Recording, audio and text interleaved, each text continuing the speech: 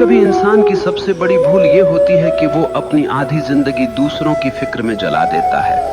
कौन अच्छा है, कौन बुरा है, किसने मेरे साथ क्या किया, किसने मेरे खिलाफ क्या बोला, ये सब सवाल हमारे मन को भीतर ही भीतर खा जाते हैं। और हैरत की बात यह है कि जिनकी हम इतनी परवाह करते हैं वो लोग हमारी परवाह भी नहीं करते।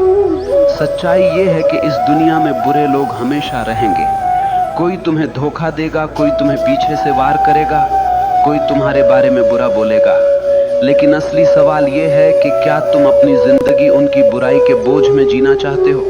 तुम्हें समझना होगा सामने वाला कैसा है, ये उसकी समस्या है, लेकिन तुम अपनी आत्मा को किस दिशा में ले जा रहे हो ये तुम्हारी जिम्मेदारी है। वो बुरा है, ये उसकी कहानी है। तुम अपनी फिक्र करो, यही तुम्हारी कहानी है।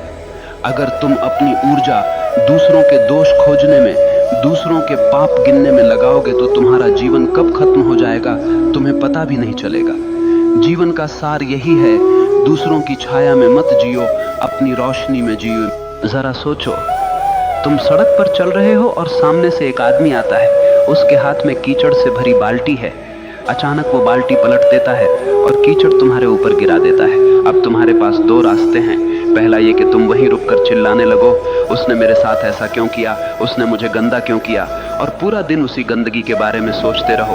या फिर दूसरा रास्ता यह है कि तुम तुरंत जाकर नहा लो, अपने कपड़े बदल लो और अपनी यात्रा पर आगे बढ़ जाओ।